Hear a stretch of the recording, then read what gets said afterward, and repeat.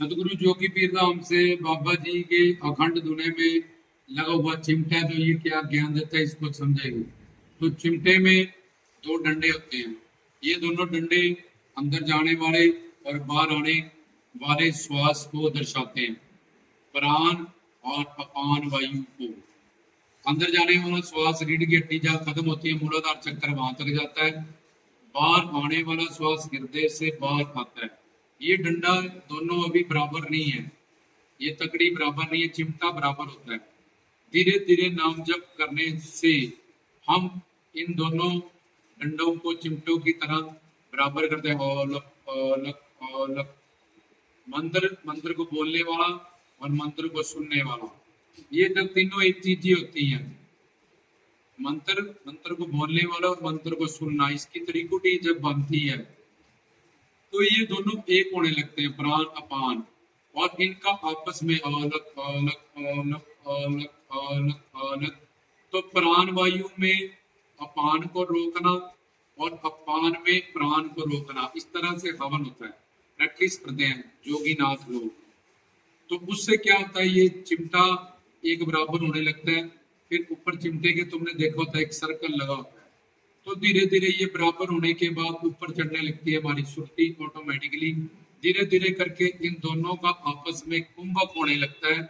और हम जहाँ पे शिव का तीसरा नेत्र होता है वहां पे वो मंत्र चला जाता है। प्राण और अपान से दूर होता हुआ तो वहां एक प्रकाश हमें अपनी आत्मा की चेतना का दिखना शुरू होता है। प्राण अपान से, जैसे ओम नमः शिवाय पंचाक्षरी मंत्र ले लो, औलक औलक, एक ही मंत्र के एक अक्षरी मंत्र के दो टुकड़े कर लो। औलक औलक औलक, पहले पढ़ के फिर प्राणों से, अंदर जाने वाले श्वास से बाहर आने वाले श्वास से, उसमें उसको फिट करते हैं, फिर बोलते नहीं है।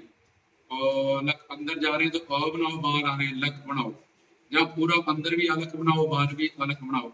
अंदर जा रहा है तब भी श्वास अलग, बाहर तो अंदर जा रहा है उसको वहां रोको, अलग अलग अलग अलग अलग, बाहर आ रहा है वहां रोको, अलग अलग अलग अलग। तो ये बराबर होने लगता है। फिर श्वास छोटे होने लगते हैं, धीरे धीरे करते ऊपर चढ़ने लगते हैं।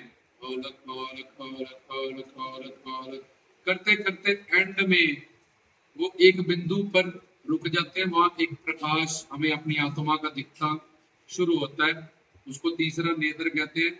ये आत्मा का प्रकाश है, अभी शिव का प्रकाश नहीं है।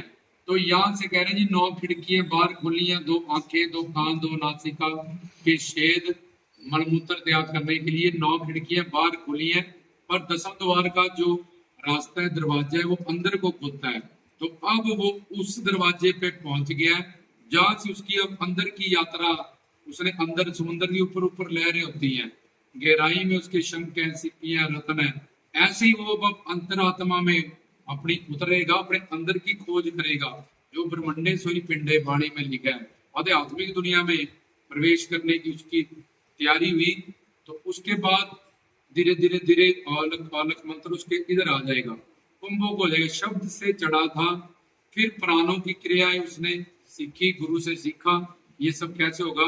तो फिर उसका अभ्यास करता रहा करता रहा करता रहा, तो कुंभक हो गया। चिमटे के ऊपर एक वो सर्कल लगा होता है, तो वो कुंभक है कि दोनों प्राण अपान मिल गए। अब वो श्वासों से उसका ध्यान अलग हो जाएगा, पीछे हो जाएगा, और वो उस मंत्र में अब उसका अभ्यास चलता जा रहा है।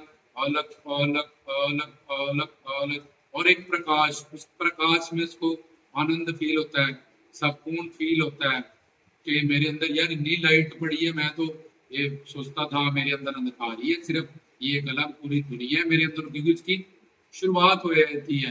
तो फिर वो उस दुनिया में फटाफट बैठता है, टाइम निकलता, मैं बैठूं यार।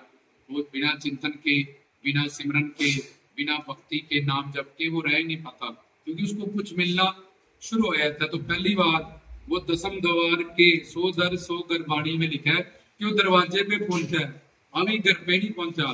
तो अभी वहां से उसको अंदर का रास्ता मिलेगा, तो यहाँ उसको प्रकाश मिल जाता है। फिर उसका अगर अभ्यास चलता रहे चलता रहे चलता रहे, तो उसके अंदर एक नाद प्रकट होता है। जो मंत्र वो बाहर से ही जप कर रहा था, शब्द से शुरू हुआ और फिर प्राणों पे गया। प्राण के बाद उसके अंदर वही मंत्र चाहे राधे है, चाहे वाहिगुरु है, चाहे अल्लाह हुआ है, चाहे अलग है, उसके अंदर वो मंत्र आज्ञा चक्र से प्रकट हो जाए, क्योंकि आत्मा का उसने प्रकाश को देख लिया। आत्मा, हम बाहर की दुनिया से इतना जुड़े हैं आवाजों से कि हम अंदर की आवाज और बाहर का, अंदर का प्रकाश और रतन, इसकी तरफ हमारा ध्यान नहीं होता। जब हम अंतर्मुखी होते हैं, उपासना, पास जाना भगवान के मन बुद्धि से, तो जब त्रिकुटी बनेगी, करने वाले की जो कर रहा है मंत्र और उसको सुनना, तो तब वो इस यात्रा पे आगे चलेगा। फिर वो अंतर्मुखी होगा, अंतर उतरेगा उसके अंदर, क्योंकि आत्मा सच्चिदानंद है और आत्मा चित है, चेतन है, और उसमें ना वो उस नाद को जब सुनेगा पहली बार, तो बस उसका जीवन बदल जाएगा। वो एक ऐसी मस्ती में नाम हमारी नान का चढ़ी रहे दिन रात, उस शब्द के आनंद में। अब वो पहले जप रहा था, कर रहा था, अब उसको करना नहीं, अब उसको सुनना है कि मेरे अंदर राधे राधे राधे राधे राम राम, या मेरा गुरु मंत्र, या अलग अलग अलग, उसके आनंद में, मस्ती में। उसके बाद भी अगर उसकी प्रैक्टिस चलती रहे तो वो फील करता है, उसकी भक्ति चलती रहे, सिमरन, कि ये मंत्र मेरे रोम रोम में चल रहा है। हमारे 84 लाख रोम होते हैं, जहाँ 12 लाख पसीना आता है, तो धीरे धीरे उसके रोम रोम में उसको वो मंत्र सुनना, वो इतना आनंद में हो जाता है, शांति में, सुकून में, रस में हो जाता है, जो बयान नहीं किया जा सकता। तो अब ये धुना जो पहले तपाया बाहर से, पाथियां इकट्ठी की या लकड़ियां इकट्ठी की, ये संसार की कामनाएं हैं, इच्छाएं हैं, वासनाएं हैं, इनको छोड़ के जब शब्द सुरती की प्रैक्टिस करते हैं, तो एक दिन इस साधना के बाद अब हम बाहर, पहले बाहरी धुने से जुड़े थे, अब अंदर ऐसे धुने से जुड़ जाते हैं कि हमारा जीवन सफल हो जाता है, हम आनंद में हो जाते हैं। अब हमें सिर्फ प्रारब्ध के भोग से, क्योंकि हम अंदर ऐसा नाद हमारे अंदर प्रकट हो चुका है, उससे हम जुड़ चुके हैं, गंदी चीजों से जुड़े थे, निंदा चुगली से, ईट शराब अंडों से, उसी के दिमाग पिंच करने लगा था, चाय पियो ये खाओ। अब हम इस नाद से जुड़ गए हैं, जो हमारे अंदर प्रकट हो चुका है। हमारी जपजी, जैसे गुरबानी में कहते हैं जपजी करो फिर जाप, अब हमारी जपजी सफल होगी, हम जाप में आ गए हैं। तो ये है अखंड धुना, उसी मंत्र का जिसमें चिमटा गड़ा है। तो इसी तरह से बाहर से ये शुरू होगा। वो जो हवन कुंड है, तुम्हारा शरीर है, वो जल भांडा जिसमें धुना लगाया, और जो लकड़ियां डाली गई, ये संसार की इच्छाएं, कामनाएं हैं, और जो आहुतियां डाली है, वो सबसे ज्यादा जो तुम्हारी कमजोरी है संसार में, उस कमजोरियों को भी जब छोड़ दोगे, तब तुम्हारी ये यात्रा, बार बार की चीजें छोड़ देना, ऊपर ऊपर जिनसे तुम्हें कम अटैचमेंट थी, तो भक्ति में नहीं, जब करोगे शब्द सुरती, उसी की तरफ ध्यान जाएगा। तो इसलिए जब वो चीज जो तुम्हें सबसे प्यारा पौना हरि को रखो, सबसे प्यारा शिव पिता को रखो, गुरु को रखो, अपने सिमरन को रखो, तो ये सारी चीजें लेके जब चलोगे, तो तुम उस अखंड धुने पे पहुंच जाओगे कि तुम्हें बाहर से धुना लगाने की जरूरत नहीं है। चलता फिरता बाबा जी का अखंड धुना, और ये सिंगी वाला जो पहनी है मंत्र, तुम्हारे अंदर 24 घंटे प्रकट हो जाएगा। तुम नाथ जोगियों की तरह आनंद में रहेंगे। ये था चिंता धुने का ज्ञान। जय